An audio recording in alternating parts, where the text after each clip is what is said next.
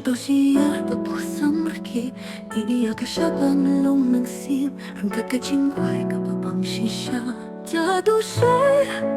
Saba sang yel Kecing kuai trong ibat ni bom tu kasmi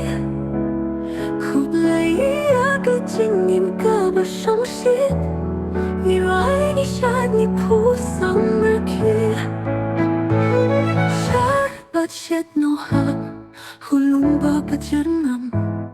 Kasur pa shobij ka Persoi hapshin Hagaram bay Kentang jong ka jingmen Kabapin hen Ya ka jinglong priu Sa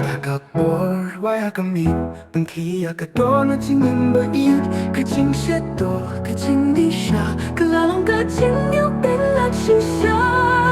Khub lai iyo nong bu nong ka paniya iyo ka kani ka do Khub lai ru iyo kyo nong ba du ba rung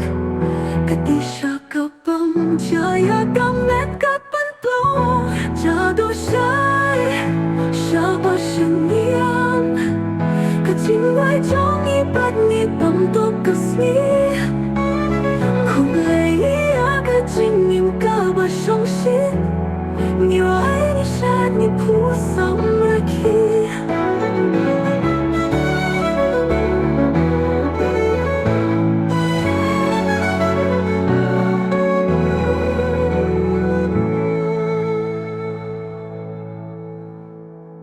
Shad but shed no Haurum pa pajernam Kasur pa shobij ka Kersoi hashlem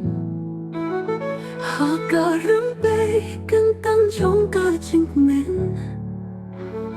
Kabapin hen Ya ka jinglong priu